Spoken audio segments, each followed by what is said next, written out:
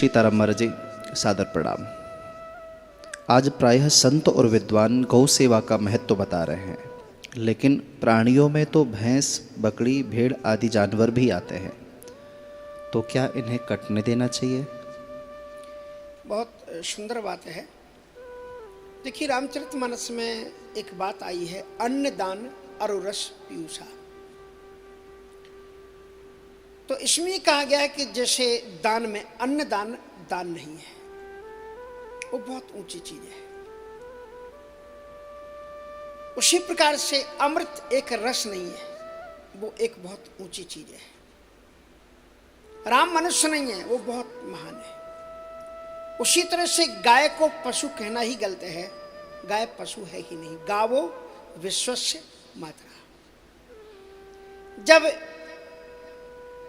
संसार के मनुष्य का एक बालक रोता है क्योंकि उसकी माँ एक आध वर्ष के बाद में जब दूध पिलाने में असमर्थ हो जाती, दूध उसके आंचल में नहीं रह जाता, तो रोता है, तो गाय रंभाती है कि इंसान के बच्चे तू रो मत, तेरी माँ ने दूध देना बंद कर दिया, लेकिन मैं तेरे लिए दूध देने के लिए तैयार हूं। और वो गाय अपने बच्चे का दूध काट करके आपको पिलाती है। गावो विश्वस्य मातरा। इसलिए गाय का महत्व तो बहुत ज्यादा है। गाय में 33 करोड़ देवताओं का अधिवास है।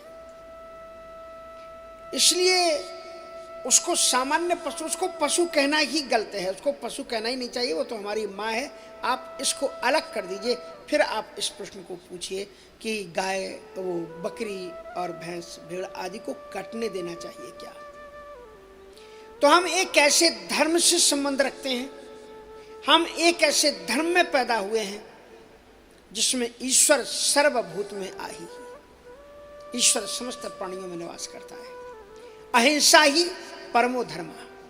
जो हमारे यम नियम आसन हैं उसमें अहिंसा, सत्य, अस्तेय, ब्रह्मचर्य, अपग्रह, सबसे पहला हमारा जो योग का पहला सूत्र है अहिंसा है।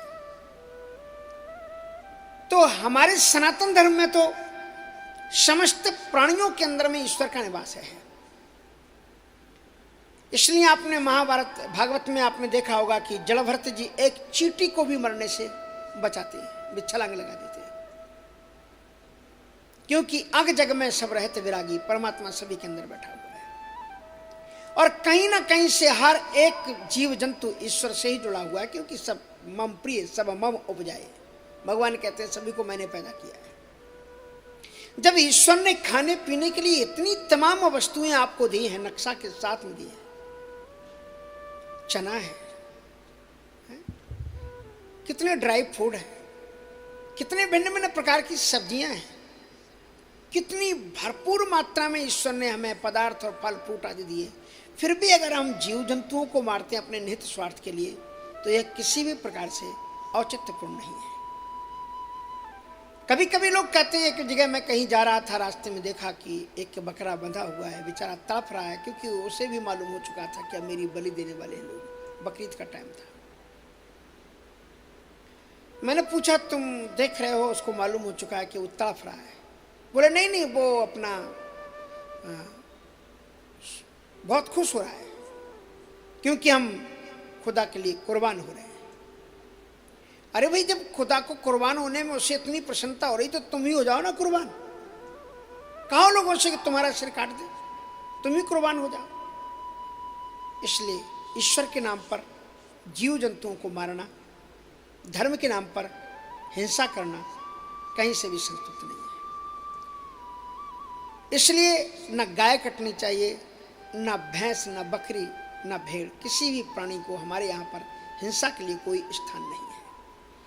और जैसा कि बताया गया कि ईश्वर सर्वभूत में आई। आप जानते हो हमारे धर्म में पेड़ की पूजा होती है। श्री गणेश जी का जब हम पूजन करते हैं तो गणेश जी के साथ में हम चूहे की भी पूजन करते हैं। शीतला माता जी का जब हम पूजन करते हैं तो शीतला माता के साथ में उनके वाहन के रूप में हम गधे का पूजन करते हैं।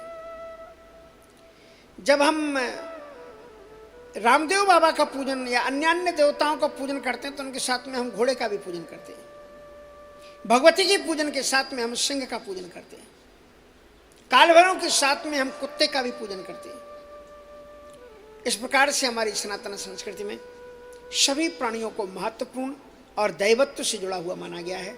इसलिए किसी भी प्राणी की हिंसा का कोई भी स्थान हमारे सनातन धर्म में नहीं है।